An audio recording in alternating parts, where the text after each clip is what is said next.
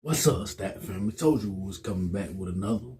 We got Jim Gray interview with Larry Bird, Magic Johnson, LeBron James, and Carmelo Anthony.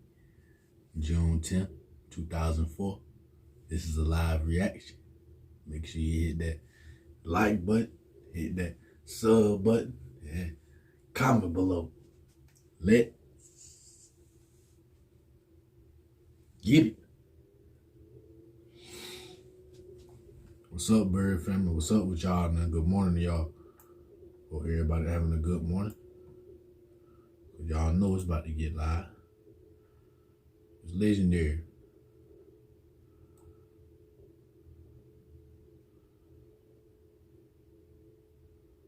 Make sure the volume right.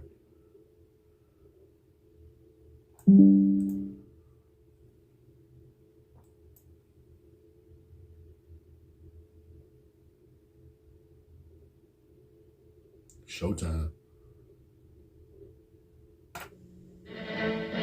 Lord.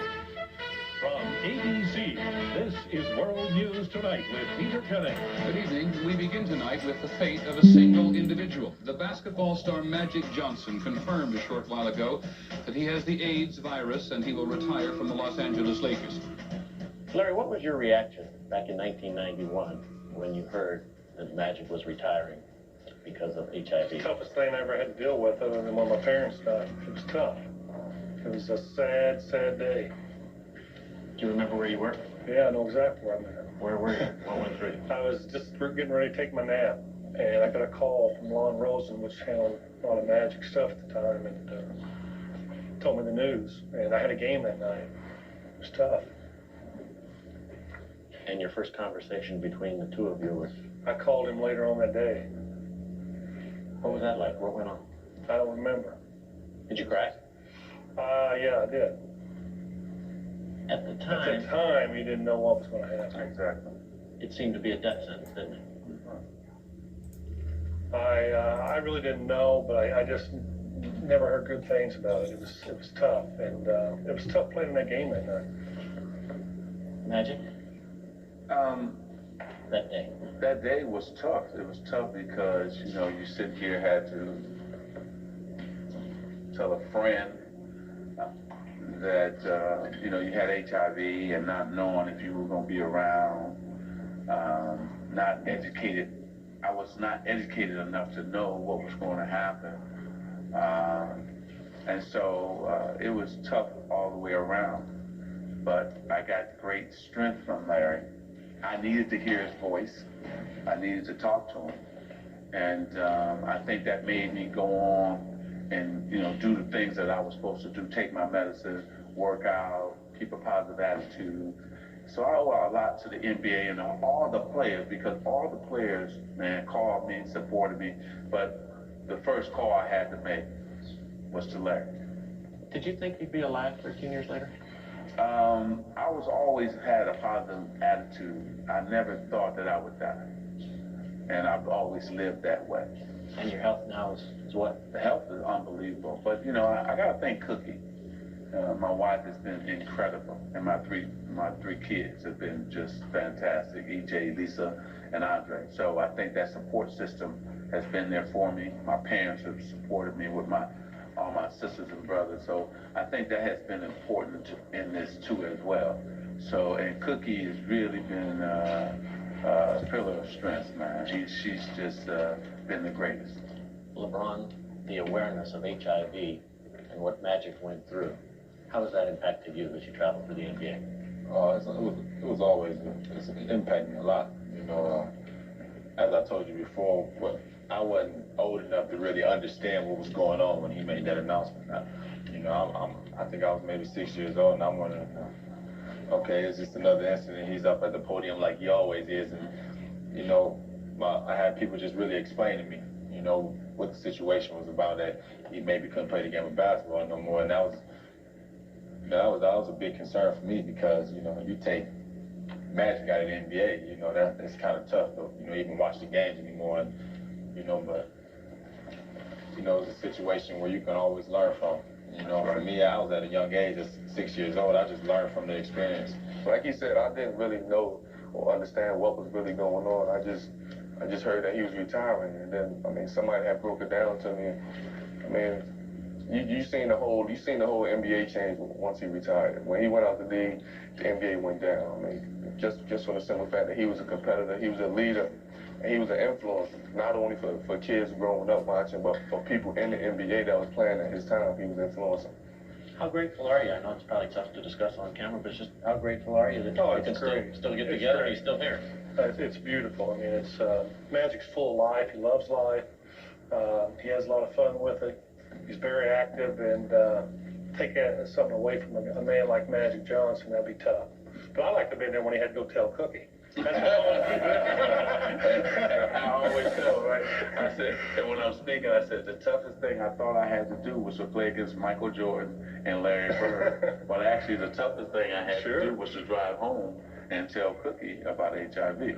So, you know what's great is that last night, I went to dinner with Larry and Coach Carlisle, and we had a wonderful time. And if I was not here, I would miss that. I would have missed two of the greatest young stars that ever come into our league and impact our league, because they have impacted our league like no two other rookies have ever done, because they brought fans in already. And that's hard to do, to have your own fans from high school and college come in and live up to the hype, because these two were under so much pressure because the world already knew them, and they performed at an unbelievable level. So for me to have, if I would have missed that, I would have been sitting in heaven saying, man, I wish I had been there to meet him, but I get a chance to meet him. God has blessed me. That's the only thing I'm going to say with that.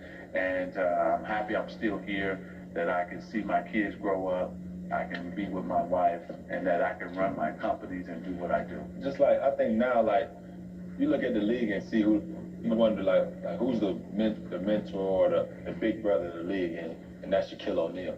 And I think, you know, when I look back at it and see it lose the Magic, you know, when he played, he was like the big brother of the league. You know, you need advice, you go to Magic. You know, for me, you know, I think for Carmelo too, if we need advice or something, we going to Shaq. You know, he's kind of like the big brother of our league right now. You came back in 1992 and played on the Dream Team. HIV positive. Did the Dream Team change basketball globally? Oh, no question about it. Because those guys would not be in the league that's in the league today without the Dream Team. I think that we opened it up, opened the world's eyes up to our basketball style, our best players. We had fun doing it. We blew everybody out by over 40, 50 points. Because we came in there to win and to also put on a show for the world, and we did that. What was that experience like for you, Larry? Well, it was tough for me because I was going through a lot of back problems at the time. But once we got over there and got playing some of the games, it was a great experience. One of the greatest experiences you'd ever have, playing for your country, and then playing with a great group of guys that had one goal in common. That's just to move the basketball, play together, and win, and get out of there. And that's what we did. Basketball has changed a lot, because now, like they were saying, everybody wanted to play together with the Dream Team. When the Dream Team was there, everybody wanted to be there. Now, you can't get everybody the best basketball players in the NBA right now to just come together and just say, hey, we're gonna go overseas and play and compete for our country. Oh, I'm excited. I think it's gonna be a great experience. And just to hop on what Carmelo said, you know, he feel that way. Everybody want to get off the team. I hope they decide to put my man on the team soon. Yeah. So, but you know, I just think, you know, it's gonna be a great experience. I know you're young, and I want you to do this. Pick up the phone. Pick up the phone. Call the guys that you want to play with. Call them up personally. That's what I did. I made him play. He wasn't gonna play. I was calling him. Michael Jordan wasn't gonna play. I was calling him, bugging him. You guys got to play. Come on. And they all came on board. So pick up the phone. If you want Shaq, pick up the phone and call him and put pressure on him. And also talk to David Stern. If you want to talk to him about, you know, Carmelo. See, you're young in age, but you're one of the best players now. So you got to be aggressive. Magic told me, he called me up, I said, I can't play. I said, you know, I just can't play. My back's bad. He goes, you don't have to play. Come along for the ride. That's what you did. That's what I did. You know, sometimes you get great basketball players together and they don't really get along with each other. But him and Larry Bird, you know, on the court, they was taking care of business. Off the court, you know, they was friends and has been friends. And I think that's great. I think all, you know, young people should show that kind of friendship so the other young people will have someone to look up to. Definitely. How about a tour of your new crib? Oh, come on in. This is my bedroom? Right. King size waterbed. Game room. Plasma screen, blah, blah, blah. This is the kitchen. That's a 90-footer. That is amazing. Oh, my. Did you get that? Hey, Carmelo, your thoughts on the Shack? Well, I'm kind of new, but the Shaq is the best. I am not Michael Jordan. I am Carmelo Anthony, his student. Was basketball a love and something that was fun, or was it a business? Nah, it's love. I'm playing because I love the game. I think I got enough money now. I can just sit back and take care of my family's on, but I love to go out every night. I'm a competitor. I love to go out and compete every night. And that's not just in the NBA. You know, I'm off the court. I'm competing no matter what I'm doing. It's a love to me. Larry? It's love. You know, when you're out there playing, you don't think of money, you don't think of contracts, you play, and that's what it's all about. I mean, I love this game since I was 5 years old, and it's just the competition, playing against the best all the time. Somehow I don't think I have to ask you that. You don't have to ask me. I love it when I was playing. I love it now. I love watching these two guys play and compete against each other. I love what Larry is doing as an executive. Man, basketball, man, I'm sweating right now like I'm getting ready to play. I love it.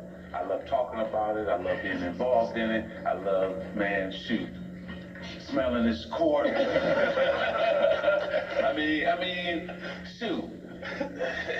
You know, it's what we do. It's not about the money. It's not about anything other than the fact that we can get out there and bounce that little round ball and shoot it through that hoop. And like Larry and LeBron said, compete, man. I remember somebody told me, well, there's more in life than basketball, and I said, well, what is it? They didn't give me an answer. No, it's love. I mean, like Larry said, you can put a basketball down right now and say you're not gonna work out you can take a month off. You're gonna be right back in the gym the next day, just for the simple fact that you can't let that basketball go. You had a great story when you walked in about how you used to get into a gym like this. Tell us, Magic. Well, you know, we used to just jimmy that lock and come on in, or break the little glass and use a hanger and hit that latch, and we was up in here playing and hitting those. Whether it was lighted or not, we was up in here playing basketball. Let me tell you something, we all almost from snow places. We out there, I bet you every one of them will tell you they played in the snow, they played in the rain. It don't make a difference. When you love the game, you make a commitment to it. What people got to realize, when we growing up, we couldn't get into a gym. You know, now we can because we got first name basis. Magic, Bird, Carmelo, and LeBron, they know us by first name basis. But when we was growing up, you either had a hoop on your back porch, or on your back driveway, or you had to go find a court. I had a crate. Tell us about the crate. You just get milk. It's like a milk crate, and you cut the bottom of the crate out, just hang it up on a piece of wood. Just hang it up, just pause that, and just stand there. And what was the ball? It was a regular basketball. The basketball fits right in there. You know, when I was little, we had coffee cans and a rubber ball. And I still couldn't dunk on that thing. Still too hard. You could shoot it in there. But we always had the rubber ball and the coffee cans, and we tacked them up on the door facings out on our porch, and we had a little full court there, and you could get to where you could really shoot it in there, believe it or not. Who's your boss? Me, your coach? So it's your company? In all season, or right? Just period. Who's your boss? I know who mine is. I got a lot of them, but I basically know who it is. I feel like I'm my boss. You know, I think I make the right decisions. You know, I got people that help me, but I think I'm my boss, and I think so. This far, I've been making the right decisions. And that's another thing that has changed, Jim, is that there are many companies now. There are companies, and they have to not only be ball players, but they have to run their companies. Right. Both of them got companies now. Both of them probably make more money than any two rookies probably that's ever came out of the league. I mean, Larry and I can sit here and say that. They probably made more money in their first couple of years than combined, us two together, for our first probably 5 years combined. We had to develop to be a company. I mean, I run my companies now, but I had to develop that over some time where they could come out as rookies and have their own companies. And Larry and I had to get our car dealerships and hotels. I always said Magic wanted to be the billionaire. I just want a couple $100 million. And I'm still working. You're getting there. Just a couple.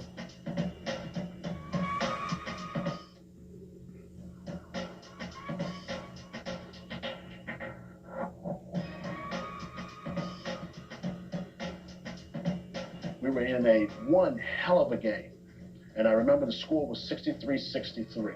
And the clock was ticking. Keith Jenner made the deep penetration and kicked it out to Carmelo in the corner about 15 feet. And he shot it like, you know, like he was born to shoot that 15-footer under pressure. And when that shot dropped, the gym erupted. The gym erupted. Carmelo, you're a big success already. You won a championship at Syracuse University in college. You've done well here in the pros. You make a tremendous amount of money. How will you measure success going forward?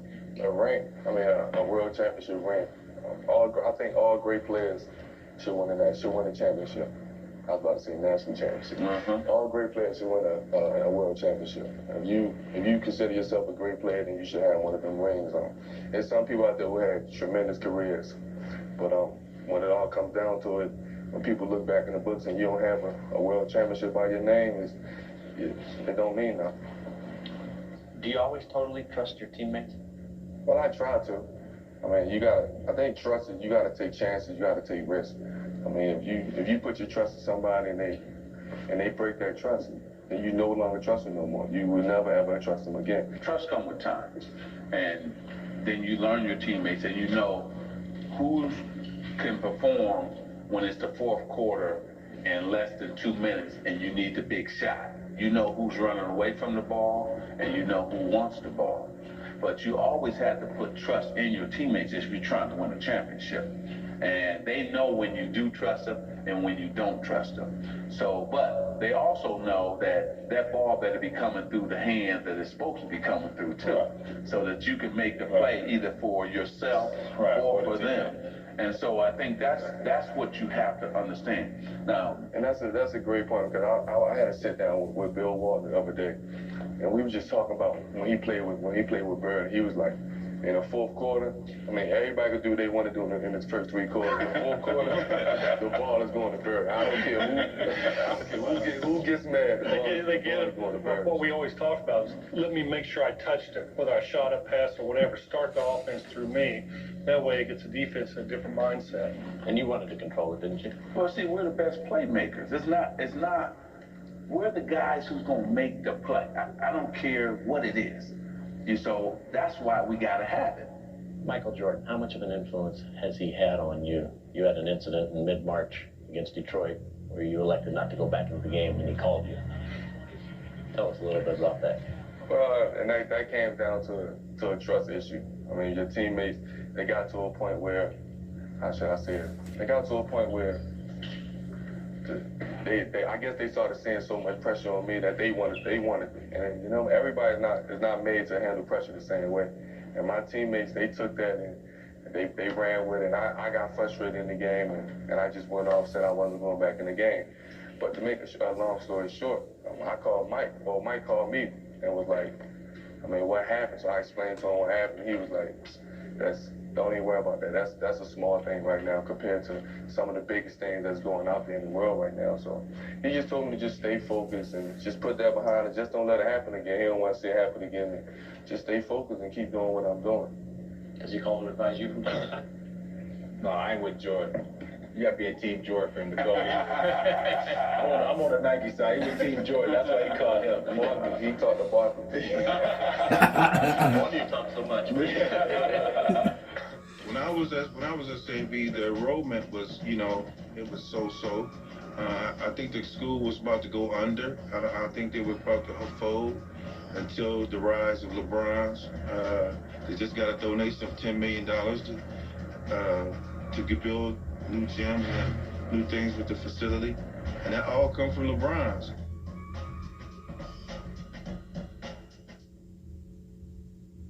Legendary.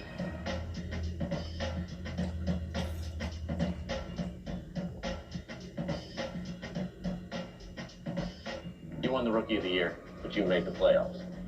You won the Rookie of the Year, but you won the championship that year. Who had it better this year, LeBron?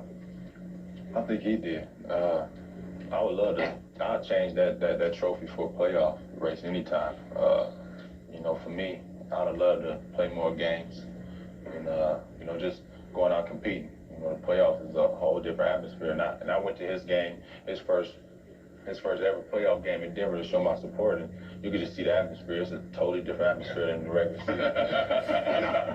I'm sitting 75 rows up, and I can see it's a whole different atmosphere. So I would love to change it, change my Rookie of the Year for a playoff. The whole game just changed in the playoffs.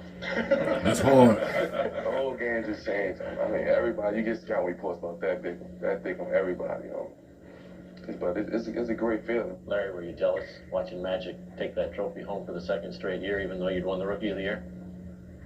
No, I was thrilled to death for him in the finals, especially when Kareem was out. He took over the game like that.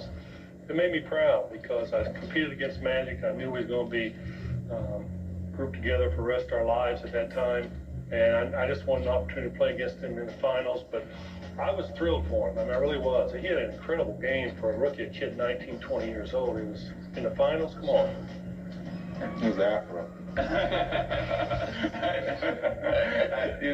You get put in positions sometime, and you got to deliver. And all of us are leaders of our team.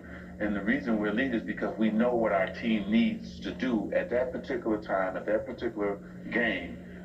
We know what we have to do. Larry knows when he has to score 40 or when he has to just score 20 and get 20 assists. He knows that going into a game. I knew that I had to score a lot of points if we were going to have a chance to win.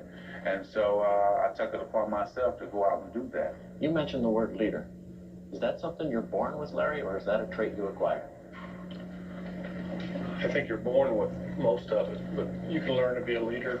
But a lot of people lead in different ways. A lot of them are vocal, a lot of them are silent. I try to lead on the court, by example, practicing on the court. But I know Magic's more vocal, more outgoing.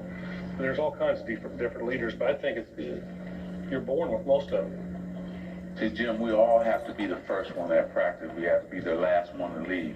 We have to be making sure that we're performing at a high level to then gain the respect of the guys. See, you can't lead just by doing lip service. You got to be out there producing. Right. And if you're producing, then whatever you say, I don't care how old you are, and I don't care if you're a rookie or not. They were producing. So when you produce, guys say, okay, what you want me to do, LeBron? But if he wasn't producing, forget LeBron. I don't care what he said. Carmelo, the same thing. Larry and I, the same thing. You have to produce, not just in the game, but in practice as well. And that's what Larry was making a point of. When you look at the game today, as compared to when you played, what's the major difference that you see made? Well, I think the players can run faster, jump higher, and they're basically stronger. I mean, I see these two bodies. I didn't have a body like either one of them until I got almost 35, that big and strong. Now, both of these young men are so strong, and also they can jump, shoot, run. And so I think that the difference, the game is played above the rim more today. And when we played, I think that they're an exception to the rule. They're very smart, but I don't think the majority of the players are as smart as we were. Well, no question, they're more athletic now. We had jumpers, just not as many. Yeah. What we had was probably better shooters, for percentage shooters, guys that could hit the mid-range shot.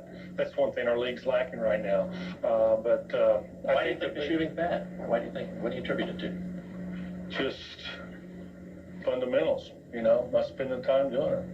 It's I know the defense is better now, because they're bigger, they're stronger, they're quicker, but that has a lot to do with it.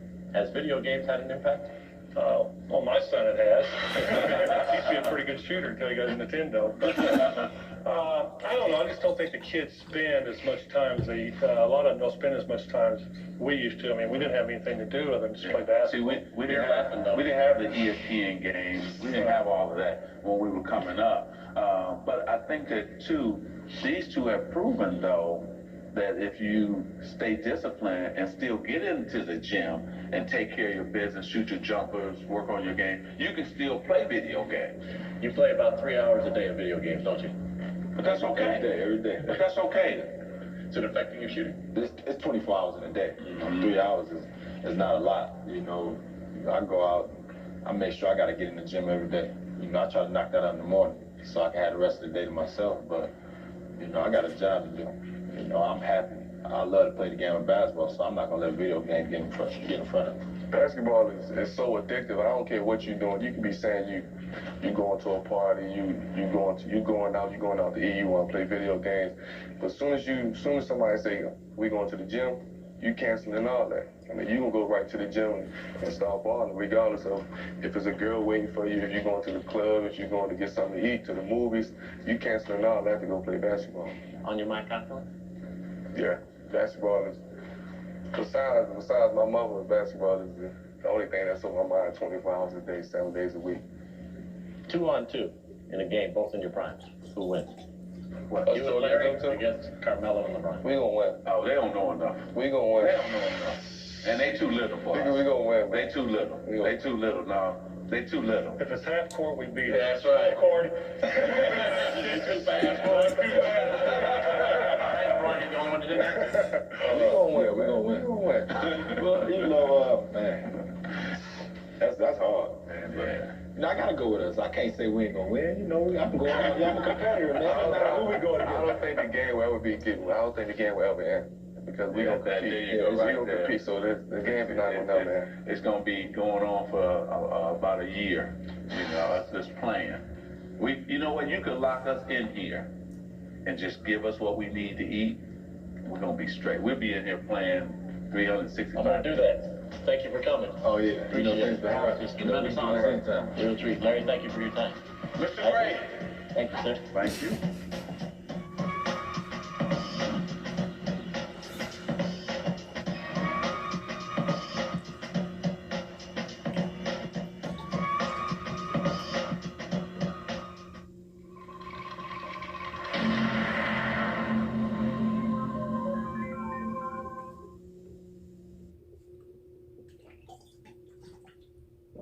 That's legendary right there, for real.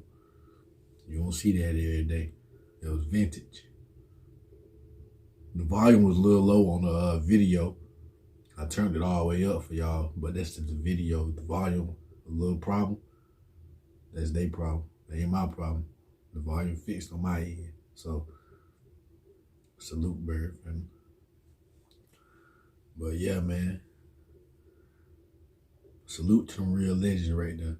Salute the Big Bird, salute the Magic, salute the Carmelo, salute LeBron James. We don't do no hating over here. We salute every player. Every player that them paid away. Big Larry Bird, Big Magic, them paid away, man. Y'all see the sit down right there? Paid away for them guys, man. That was legendary. Them two guys I ain't gonna never forget, Magic and Larry. Told him the game.